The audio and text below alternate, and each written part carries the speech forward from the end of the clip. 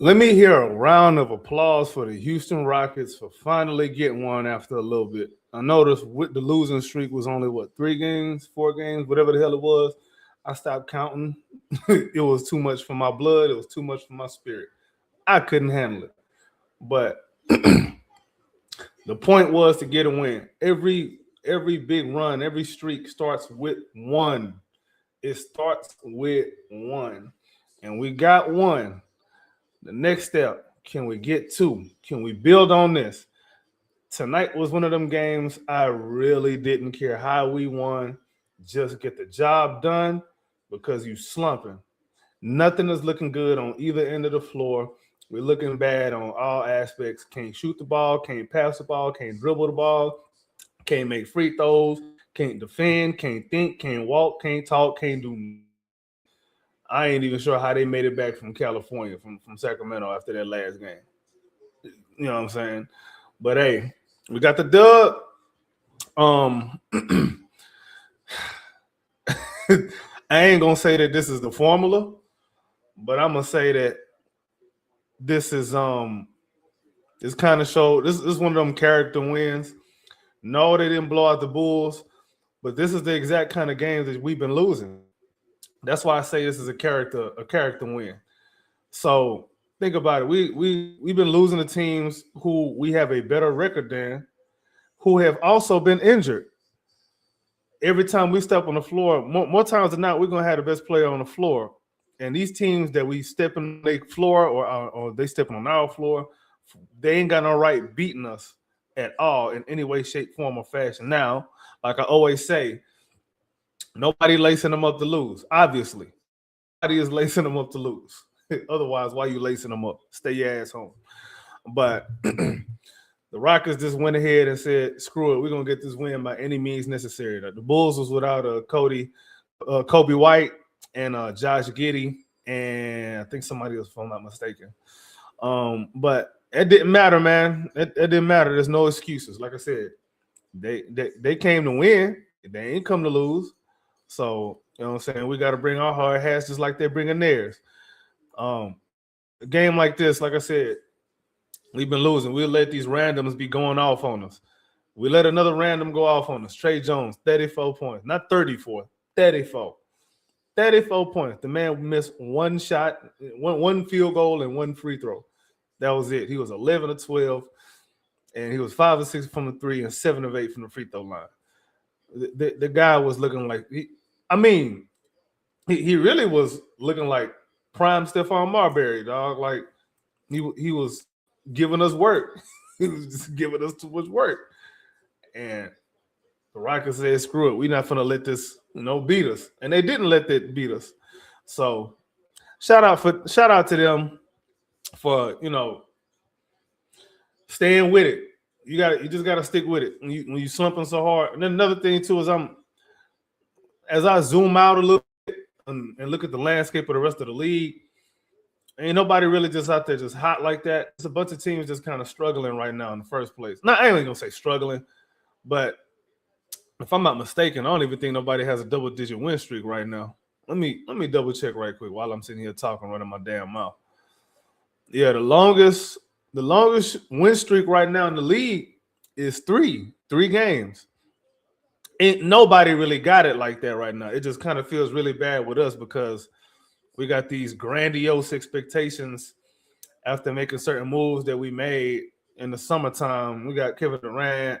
We coming off a 52 win season, second seed. We expecting to keep ascending and going upward. And you look at a season ago from now, and it doesn't look like we headed that direction. It look like we stagnating and even going backwards at certain points.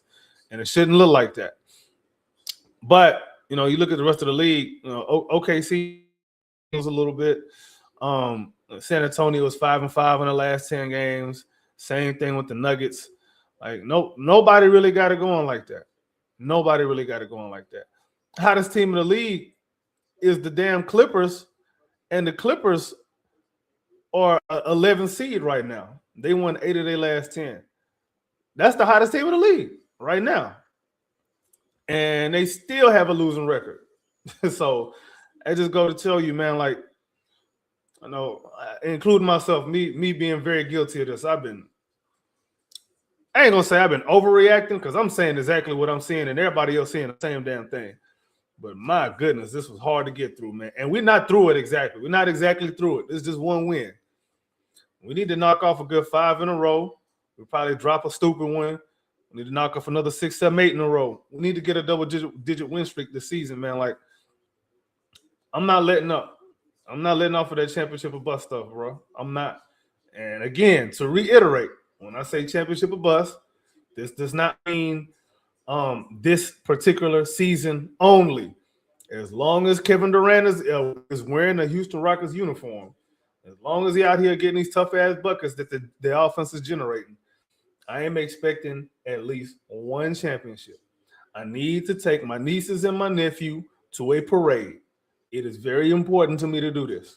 So I'm not getting off of that. Nobody gonna move me off of that mountain. It's not happening. I planted my flag on Championship Mountain. Come get me off if you want me. But anyway, like I said, good about the Rockets. Let's run through the stats right quick. Matter of fact, I'm gonna pull them up so nobody think I'm over here BSing. Anyway, I ain't gonna do that. If you think I'm BSing, that's your problem. Oh my goodness, this hurts my eyes to see. Man, Kevin Durant does not need to be playing 40 minutes for us to beat the Chicago Bulls at home. He really shouldn't have to, but got to do what you got to do, man. You just got to get a win and get out of this slump. Start working your way out of it, and he doing them. I just have my concerns for his age and his injury history and playing these high-ass minutes to beat lottery teams. It's not good, but you got to do what you got to do. Kevin Durant, 40 minutes. He had 28 points. He was 12 of 23. 1 of 5 from 3. Man, we could not hit no 3. He was 3 or 4 from the free throw line. He had 10 rebounds, 4 assists, 3 turnovers. No steals, no blocks. And he was a +4 for the game. Jabari Smith Jr. Look, he had a very good last 2 minutes. He had 10 points in that fourth quarter. He had 3 buckets in a row, I believe. I think it was about 3 buckets in a row. With all the struggles that he's been going through and the historically bad shooting slump he's been in, good to see him hit some shots, especially in the fourth quarter, because, hey, man, ain't nothing to raise your confidence like hitting big shots at the end of a close game and, separating yourself from a team. He played 34 minutes. He had 18 points. He was 6 of 13 from the field, 2 of 7 from 3, 4 of 6 from the free throw line. He had 7 rebounds, no assists, turnovers, steals, or blocks, but he was a +2 overall for the game. Alperen Sengun, still kind of coming back from the ankle injury. He played 36 minutes. He had 23 points. He was 10 of 18. He misses only 3 that he took. He was 3 or 4 from the free throw line, but he had 11 assists, 7 rebounds, 3 turnovers, no steals. He had a block. He was +19, which led the team. Josh Okogie started. He only played 13 minutes, but he did his little thug deals, from the field, rebounds, a steal, high energy, solid defense while he was on the court. Shout out to Josh being a professional. One game he in the starting lineup, one game he in the rotation, next game he not. Minutes might be in the 20s, minutes might be in the teens. Shout out to him for being a professional. That's not as easy as it sounds. I know it sounds easy for us normies who not making millions of dollars a year, but these guys are human too, man. Amen Thompson, big game from him. Kept us afloat through the struggles of the game when it looked like the game was kind of teetering. It could go either way. 42 minutes. Jesus Christ. 42 minutes to beat the Bulls? That's some BS. 23 points. He was 6 of 10 from the field. He was 1 or 2 from 3. 10 of 10 from the field line, 5 rebounds, 2 assists, 3 turnovers, 2 steals, no blocks. He was a -2, but I don't care nothing about that -2 at all. I don't care nothing about no plus minus like that. Not no game like this. Come out with a win, whatever the hell you did, you contributed to a win. I don't care.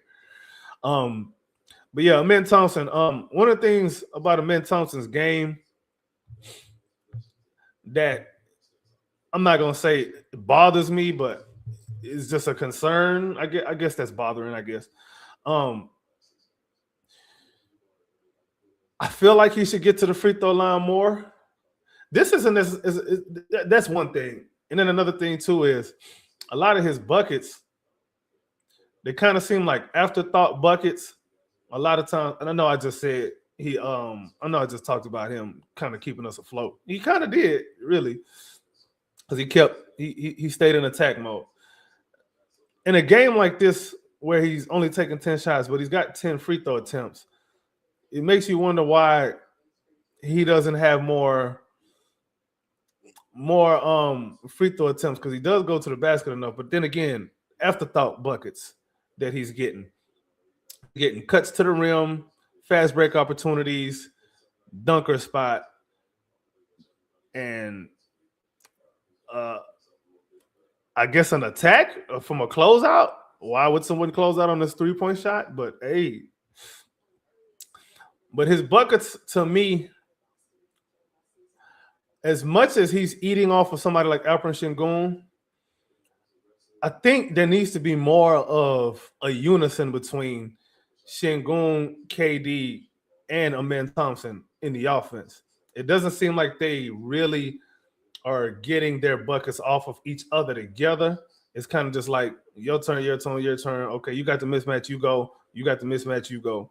You do it, you do it. You know what I'm saying? That makes the offense a little bit too predictable. And that's why we're so inconsistent sometimes, because of that style of an offense. This is not 1998. Anyway, they ain't even doing it like that in 1998. This is crazy. Like, we got to get more cohesion between the three.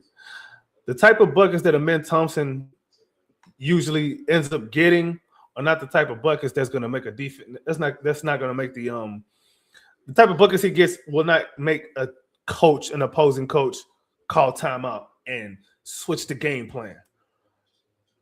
I'm not even blaming that on Amen Thompson. That's more on the offensive philosophy, because you got such an uber athlete. I don't truly believe that we're really weaponizing his abilities to the way that we should be.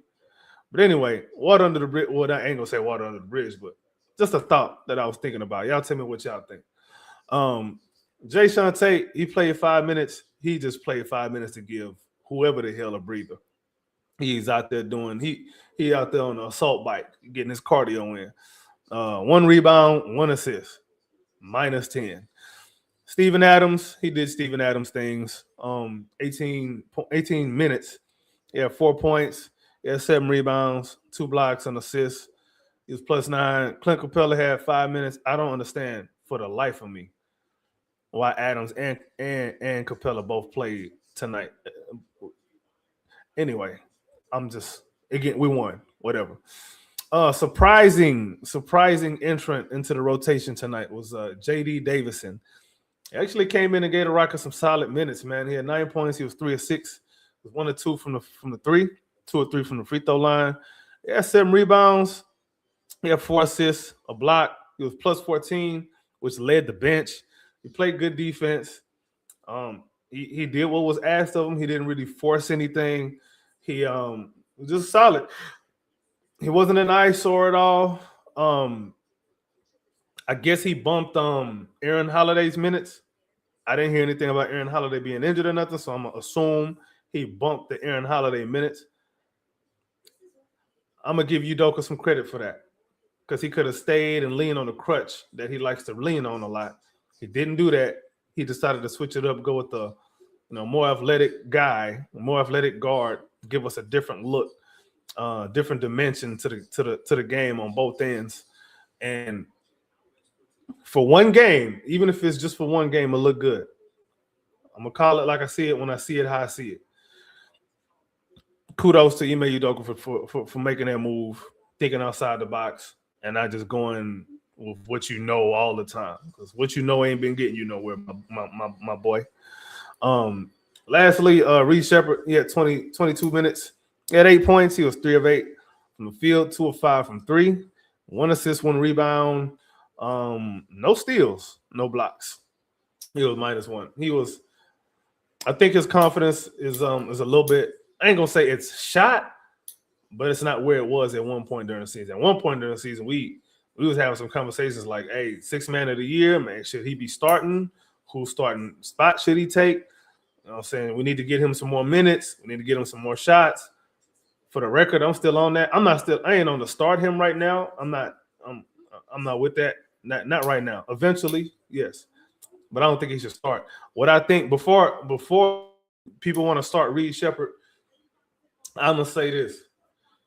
He needs to master starters minutes without starting. Reed Sheppard needs to master starters minutes without starting. What do I mean by starters minutes? Man, starters minutes is you playing. Man, if you're playing 28 plus minutes in a game, you playing starters minutes. If he can master those minutes, not be an eyesore on either end, he's contributing, then you can justify him starting moving forward. Because if you're going to play 30, you're playing 28 minutes, you playing against the other team's starters a good amount and the other team's bench a good amount. You play 30 minutes, you playing the other team's starters probably more than playing the other team's bench. So that would justify a full-time starting role to me. But he got to, once he masters that, the only reason I'm trepidatious about starting because he'd be playing the point guard position. That ain't the position he'd just be playing with. This ain't high school, man. Like once you start a young guy like that in that position, you're not putting the toothpaste back in the tube. You're not. I don't care what technology you're using. I don't care what kind of AI you got in your back pocket. You ain't putting that toothpaste back in the tube. His confidence, whatever confidence that he shot, that he got after starting, and then he maybe have a couple bad games, and then you send him back to the bench. All right, confidence ain't gonna come back, and it'll be time to move on. So you got to be. It's a fine line you got to walk. You got to be very delicate with it. So play Reed Sheppard starters minutes. Scale him up some, scale him up. See what he looks like a lot more with the starters through the flow of the game before we want to start him full time. But again, all around good effort from the whole team. Kudos to Udoka, like I said, for kind of getting out of his own head, thinking outside the box.